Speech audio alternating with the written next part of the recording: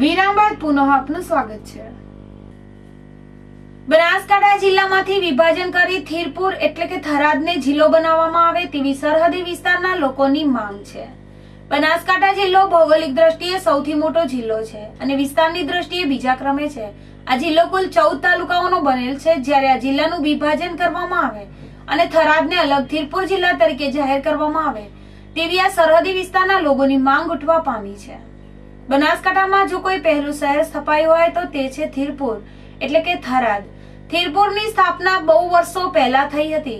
થીરપુરને સ્થાપ્યાને લગભગ 1974 વર્ષ થયા છે અને ગત વર્ષે રાજકીય આગેવાનો દ્વારા રેલી યોજી થરાદને જિલ્લો બનાવવાની માંગ કરવામાં આવી હતી। તેને 12 મહિના જેટલો સમય થયો છતાં હજુ સુધી કોઈ હલચલ જોવા નથી મળી। થરાદ વિકસિત વિસ્તાર હોવાથી અને ધંધાકીય દ્રષ્ટિએ થરાદ બનાસકાંઠામાં પાલનપુર ડીસા પછી ત્રીજા નંબરનું સેન્ટર છે। થરાદ એ જૈન નગરી પણ કહી શકાય છે અને થરાદ તાલુકા મથક છે। થરાદ શહેર નગરપાલિકા વિસ્તાર ધરાવતું શહેર છે। થરાદ નગરની વસ્તી 35,000 થી પણ વધુ છે। થરાદ વિકાસશીલ શહેર પણ કહી શકાય છે।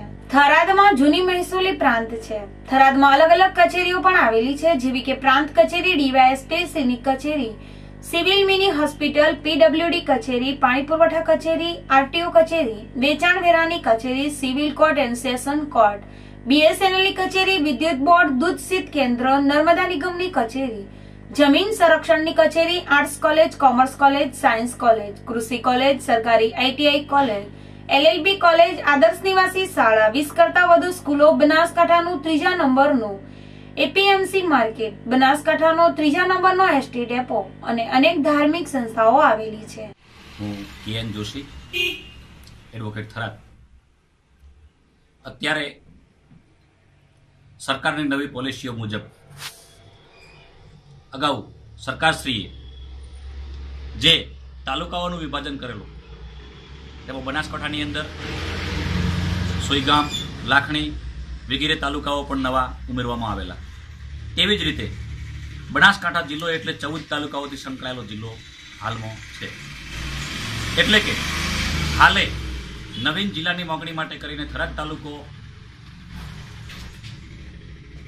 મોખરે ગણાય છે। એમાં થરાદ તાલુકાની અંદર ભૌગોલિક પરિસ્થિતિ જોવામાં આવે જેમાં નગરપાલિકા પણ આવેલી છે। ઉત્તર ગુજરાતનું બીજા નંબરનું એપીએમસી પણ આવેલું છે। કૃષિ ઉદ્યોગ કેન્દ્રની મોટું કૃષિ ઉદ્યોગ કેન્દ્ર પણ આવેલ છે અને હાલ ગુજરાતની અંદર સૌથી વધુ ઉત્પાદન દાડમનું ઉત્પાદન કરતું મોખરાનું સિટી ગણાય અને મોખરાનો તાલુકો ગણાય તો થરાદ તાલુકો છે। એટલે રાજકીય રીતે અને સરકારશ્રીની સત્તાવાર રીતે જે રીતે થતી હોય તે રીતે જાહેરાત 26મી જાન્યુઆરી નજીકમાં આવી રહી હોય હાલ થરાદને જિલ્લો જાહેર કરવામાં આવે તો યોગ્ય ગણાવી શકાય તેમ છે। એટલે કે થરાદને નજીકમાં સોઈગામ તાલુકો, દિયોદર તાલુકો, ભાભર તાલુકો, લાખણી તાલુકો અને ધાનેરા તાલુકો તેમજ વાવ તાલુકો કે જેને કાયદાકીય રીતે વસ્તીનું ધોરણ હોવું જોઈએ તે મુજબ પણ પૂરતી વસ્તી મળી રહે તેમ છે। અને હાલે સોઈગામથી પાલનપુર જવું હોય તો લોકોને આશરે 150 કિલોમીટરથી ઉપરની મુસાફરી થાય છે। તો થરાદને જિલ્લો જાહેર કરવામાં આવે તો તેમનું નજીકમાં પણ એમને સુખ સુવિધાઓ મળી રહે એમ છે અને જિલ્લાની વડી કચેરીઓ પણ અહીંયા આપવા માટે કરીને સરકારશ્રી પાસે યોગ્ય જગ્યાઓ પણ પડેલી છે। એમાં ડીએસપી કચેરીની જગ્યા પણ એલોટ થયેલી છે। કૃષિ યુનિવર્સિટી પણ આવેલી છે અને arts college, science college, commerce college જેવી કોલેજો તેમજ અલગ અલગ ફેકલ્ટીની કોલેજો અને શાળાઓ પણ આવેલી છે। યોગ્ય રીતે પ્રથમ દરજ્જો આપી શકાય તેવો જિલ્લાનું મુખ્ય સ્થળ બનાસકાંઠા પાલનપુર પછી થરાદને ગણાવી શકાય તેમ છે। એટલે કે હાલમાં લોકોની માંગ પણ રહેલી છે અને આમ કહીએ તો ગુજરાતના નહીં પરંતુ ભારતના ઉદ્યોગપતિઓમાં પણ થરાદના વ્યક્તિઓનો સમાવેશ થાય છે જેમ કે ગૌતમભાઈ અદાણી તેમજ નામી અનામી ઘણા ઉદ્યોગપતિઓ પણ થરાદે આપેલા છે। રાજકીય ક્ષેત્રમાં પણ થરાદનું પ્રથમ મોખરાનું સ્થાન છે। 3 4 વખત ગુજરાત સરકારે મંત્રી પણ અહીંયા થરાદને આપેલા છે. એટલે લોકમુખે અત્યારે મોટી માંગ ચર્ચાઈ રહી છે. અને બીજા તાલુકાઓને જો જિલ્લા તરીકે જાહેર કરવામાં આવે તો તેની યોગ્ય ભૌગોલિક પરિસ્થિતિ પણ નથી, એમના પાસે યોગ્ય જગ્યાઓ પણ નથી, સરકારની જે જિલ્લાની મુખ્ય કચેરીઓ બનાવવા માટે જગ્યા પણ નથી. અને જાણવા મળેલી માહિતી મુજબ દિયોદરને જિલ્લો જાહેર કરવામાં આવે તો દિયોદર એક ગ્રામ પંચાયત છે. દિયોદર કોઈ તાલુકા તરીકે સેન્ટર જાહેર કરેલું છે, પરંતુ હજી તેની દિયોદર સિટીની વસ્તી પણ ઓછી છે. જેની વસ્તીની મર્યાદા હોય તે પ્રમાણે દિયોદરની વસ્તી હજી નગરપાલિકા જેટલી પણ નથી. એટલે થરાદ એક મહત્વનું અને મોખરાનું સિટી ગણાવી શકાય છે. તેમજ સરહદી જિલ્લા તરીકે જો જાહેર કરવામાં આવે તો થરાદથી 40 થી 45 કિલોમીટરના અંતરે રાજસ્થાનની સરહદ પણ આવેલી છે. હાલમાં લોકમુખે દરેક મુખે પણ ચર્ચાઈ રહ્યું છે કે નજીકના તાલુકાઓના લોકો પણ ચર્ચી રહ્યા છે કે થરાદને જો જિલ્લો જાહેર કરવામાં આવે તો અમને અમારી પૂરતી સગવડો મળી રહે તેમ છે. અસ્તુ. થરાદને જિલ્લો બનાવવામાં આવે તો હાલાકી ઓછી થાય અને સારું થાય. થરાદનો જે ઇતિહાસ છે તે શું ઇતિહાસ છે થરાદનો ઇતિહાસ થરાદ ધીરપાલ ધરવે 2000 વર્ષ પહેલા વસાયેલો છે. એ કેવી રીતે વસાવવામાં આવ્યું? એમણે ત્યાંથી ભીનમાલથી આવીને વસાયો હતો. થરાદ તાલુકા અને આજુબાજુના તાલુકાવાળાની વર્ષોની માંગ છે કે થરાદને ખરેખર જિલ્લો બનાવવા. અત્યારે જે બનાસકાંઠા જિલ્લો છે એ ખૂબ મોટો છે અને આમ જોઈએ તો અમારે જિલ્લાનું અંતર પણ ખૂબ પડે છે.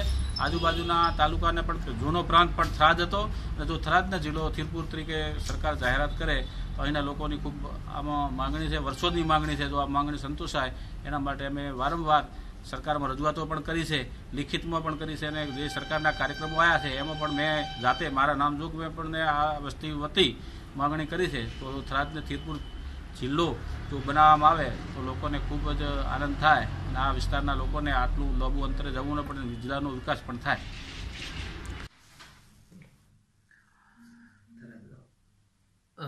થરાદને જિલ્લો બનાવવા માટે સમગ્ર પંથકની માંગ છે કે થરાદ જ જિલ્લો બનવો જોઈએ. એના ઘણા કારણો છે થરાદ જિલ્લો બનવા માટેના. એક તો થરાદ પ્રથમ તો રાષ્ટ્રીય ધોરી માર્ગોથી ચારે બાજુ સંકળાયેલો છે. બીજું, થરાદ જૂની ઐતિહાસિક નગરી છે. ત્રીજું કે થરાદ ખાતે સ્ટેટ વખતથી જૂની ઓફિસો છે, ડેપ્યુટી એસપી, પ્રાંત કચેરી વગેરે કચેરીઓ જૂના સમયથી કાર્યરત છે. ત્રીજું, થરાદ શૈક્ષણિક ધામ અત્યારે હબ છે શૈક્ષણિકનું.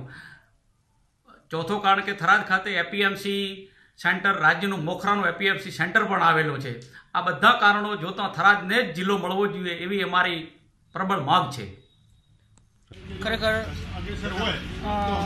મારા માન્યા પ્રમાણે આપણે થરાદને જ જિલ્લો બનાવવો જોઈએ. કારણ કે આજુબાજુના 2 તાલુકા જે વાવ તાલુકો છે, ભાભર છે, દિયોદર છે, આ બધા તાલુકાઓને એક વચલું માધ્યમ છે, આવરી લે બધાને. કોઈ ધંધાકીય રીતે જોવા જઈએ, બધી રીતે ડેવલપની રીતે જોવા જોઈએ તો આ બધા તાલુકામાં હાલ વિકાસશીલમાં હોય તો એ એક થરાદ છે અને બધાને એક શોર્ટ અને સીધો રસ્તો પડે છે અમને. બાકી બીજે જવા માટે બહુ અવળો રસ્તો પડે છે અને પાકિસ્તાન બોર્ડર ઉપરથી આવવા માટે પણ થરાદ એક વચલું માધ્યમ બને છે કે અહીંથી જવું હોય, આવવું હોય, પાછું રિટર્ન તો પણ એક થરાદ. અને થરાદને જ જિલ્લો બનાવવો જોઈએ. નેકા હાલમાં પાલનપુર જિલ્લો છે એ જ અમારા માટે તો બરાબર છે. જો થરાદ જિલ્લો ના હોય, ના બનાવતા હોય ને તો પાલનપુર યોગ્ય છે. થરાદ એ જૈન ધર્મના રાષ્ટ્રીય સંત શ્રી વિજય જૈન સેન સુરેશ્વરજી મહારાજ સાહેબની જન્મભૂમિ છે. ગુજરાતના નામાંકિત ઉદ્યોગપતિ શ્રી ગૌતમભાઈ અદાણી અને ઉદ્યોગપતિ શ્રી લલિત ધમાલની જન્મભૂમિ છે. થરાદના ધારાસભ્ય શ્રી પરબતભાઈ પટેલ વર્તમાન સરકારમાં મંત્રી છે. થરાદ શહેરને વાવ, સુઈગામ, ભાભર, લાકડી અને ધાનેરાને સીધો રસ્તો જોડે છે. થરાદ તાલુકામાંથી આંતરરાષ્ટ્રીય માર્ગ પસાર થાય છે. સરહદની સુરક્ષા માટે થરાદ સરહદથી નજીક હોવાથી બધી જ રીતે ફિટ છે. થરાદ કૃષિ અને ગૃહ ઉદ્યોગમાં આગળ છે. થરાદનો વિકાસ દિન પ્રતિદિન વધી રહ્યો છે, જેના કારણે થરાદ ડીસાના ફોરવેની મંજૂરી, રેલવેની મંજૂરી મળી ગઈ હોવાનું જાણવા મળેલ છે. ત્યારે આગામી 26મી જાન્યુઆરીના રોજ રાજ્ય કક્ષાનો કાર્યક્રમ બનાસકાંઠા જિલ્લામાં યોજાનાર છે. તો આ વિસ્તારની પ્રજા આશા સેવી રહી છે કે થરાદને થીરપુર જિલ્લા તરીકે જાહેર કરવામાં આવે તેવી લોકોની લાગણી અને માંગણી ઉઠી છે. રાજેશ જોશી, સંપૂર્ણ ન્યૂઝ, થરાદ। ફરી એક નજર આજના મુખ્ય સમાચાર ઉપર।